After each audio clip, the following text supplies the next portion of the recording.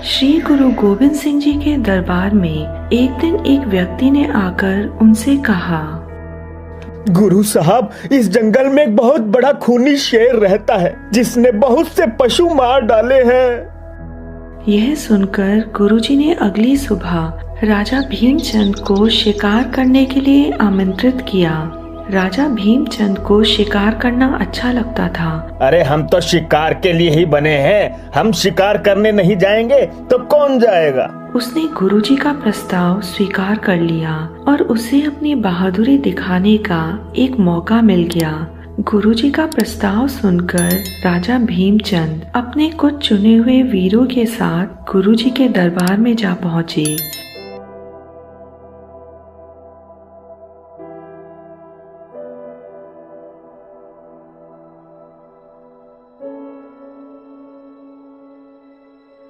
गुरुजी के संग 5 सिख तलवारें और भाले लेकर साथ साथ चल दिए। जब वह सब जंगल में पहुंचे तो उन्होंने शेर के पांव के निशान देखकर उसे ढूंढना शुरू कर दिया। गुरु साहब, ये देखिए शेर के पैरों के निशान। कुछ सिख जंगल में शेर को ढूंढने के लिए आगे की ओर चल दिए, परंतु काफी ढूंढने के पश्चात भी उन्हें शेर कहीं नहीं मिला। कितना ढूंढा, अभी तक शेर नहीं मिला। शाम हो गई। अब राजा भीमचंद को थकावट महसूस होने लगी। अरे अब तो थकान के मारे हाल बुरा हो गया है, पर शेर नहीं मिला। गुरुजी अभी भी शेर की तलाश में जंगल में घूम रहे थे, क्योंकि वह बिना शेर का शिकार किए वापस नहीं जाना चाहते थे। शेर ने उस इलाके में बहुत से पशु मार डाले थे।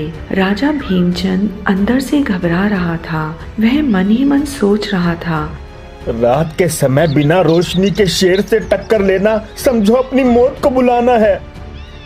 मगर यह बात गुरुजी को बताने में राजा भीमचंद अपनी बेइज्जती समझता था, इसलिए वह चुपचाप रहा।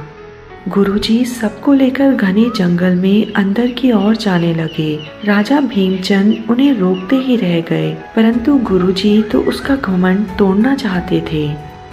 गुरुजी अंतर्यामी थे, वह भीमचंद की मन की बात समझ गए। आखिरकार तलाश सफल हुई। शेर घने जंगल के बीच में बड़े आराम से झाड़ी के पीछे सो रहा था। उसकी लंबी पूंछ झाड़ियों के बीच में से दिखाई दे रही थी। उसका शरीर बहुत बड़ा था, जिसे देखकर लग रहा था कि वह बहुत शक्तिशाली होगा। गुरुजी झाड़ी के पास आकर खड़े हो गए और शेर को ललकारना शुरू कर दिया, पर राजा भीमचंद ने गुरुजी को ऐसा करने से मना किया और वह बोले, गुरु साहब आप ऐसा ना करें, शेर ने अगर झपट्टा मारा तो वह जानलेवा हो सकता है। यह बात राजा भीमचंद के मुंह से सुनकर गुरुजी मुस्कुराए। वह सोचने लगे कि बहादुरी की मिसाल देने वाला व्यक्ति कायरता की बात कैसे कर सकता है। गुरुजी ने वहाँ खड़े सैनिकों को अपने साथ चलने के लिए कहा, मगर किसी का भी साहस नहीं हुआ। गुरुजी ने शेर पर बंदूक से गोली चलाना अनुचित समझा। राजा भीमचंद और उसके सैनिक झाड़ियों के पीछे छुपने के लिए जगह ढूंढने लगे और दूसरी तरफ गुरुजी तलवार लेकर उस झाड़ी की तरफ जाने लगे जहाँ वह शेर आराम कर रहा था। गुरुजी ने झाड़ी के पास पहुंचकर एक बड़ा सा पत्थर शेर की तरफ लुढ़का दिया। शेर पत्थर की आवाज सुनकर उठ गया और जोर से गरजने लगा, मगर वहां से हिला नहीं। उसकी गर्जन सुनकर राजा और सैनिकों के रोंगटे खड़े हो गए। गुरुजी ने फिर से झाड़ी को जोर से हिलाया। इस बार शेर अपनी जगह से क्रोधित होकर उठा और झाड़ी से बाहर आकर खड़ा हो गया।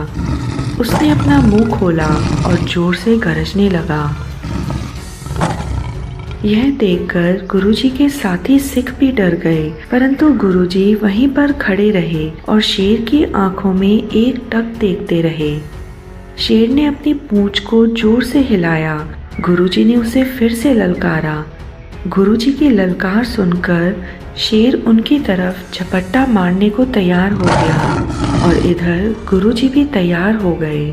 शेर उठा और भागते हुए गुरुजी पर झपट्टा मार दिया। राजा भीमचंद और उसके सैनिकों ने डर के मारे अपनी आंखें बंद कर ली। श्री गुरु गोविंद सिंह जी ने अपनी ढाल से शेर के पंजों को रोक दिया। उसके बाद उन्होंने अपनी तलवार से उसके पेट में वार कर दिया।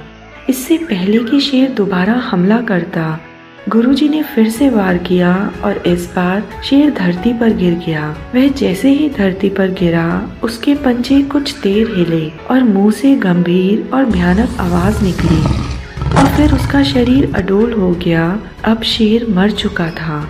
राजा भीमचंद ने यह सब अपनी आंखों से देखा था। उसको यह विश्वास नहीं हो रहा था कि कोई व्यक्ति इतने बड़े और शक्तिशाली शेर को केवल ढाल और तलवार से कैसे मार सकता है। उसने सोचा कि वह तो गुरुजी को अपनी बहादुरी दिखाने आया था, मगर गुरुजी की शेर के साथ लड़ाई देखकर वह दंग रह गया। सेवकों ने मरे हुए शेर के शरीर को संभाला। गुरुजी ने सबको बताया, इस शेर का पिछला जन्म पांडवों के कुल में हुआ था। इसने कौरवों के साथ लड़ाई में बहुत से योद्धाओं को अपने बल से मारा था, इसलिए इसे बहुत से जन्म भोग कर इस जन्म में शेर की जूनी मिली थी और अब इसका जीवन मरण का चक्र खत्म हो गया है। यह कहकर गुरुजी और राजा भीमचंद अपने दरबार वापस चले गए। गुरुओं की हर बात निराली है। गुरु तो सभी के साझी थे, चाहे वह कोई सिख हो या दुश्मन।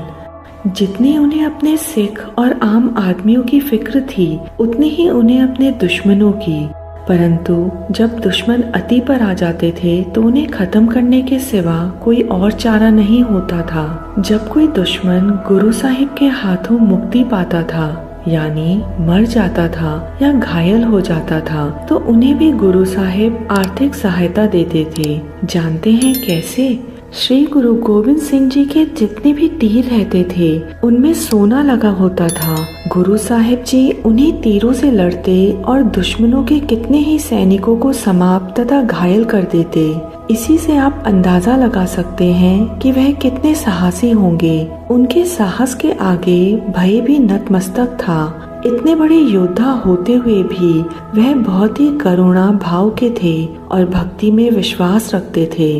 कहा जाता है कि दुश्मन से लड़ते वक्त भी उनके दिल में दुश्मन के लिए कोई घृणा भावना नहीं होती थी।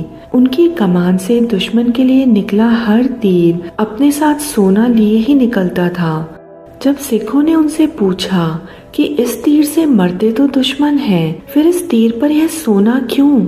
इस पर श्री गुरु गोविंद सिंह जी का उत्तर था कि मेरा कोई दुश्मन नहीं है, मेरी लड़ाई जालिम के जुल्म के खिलाफ है। यदि इन तीरों से कोई घायल होंगे तो वह इस सोने की मदद से अपना इलाज करवा सकते हैं, और यदि इस तीर से किसी की मौत हो गई तो उनका अंतिम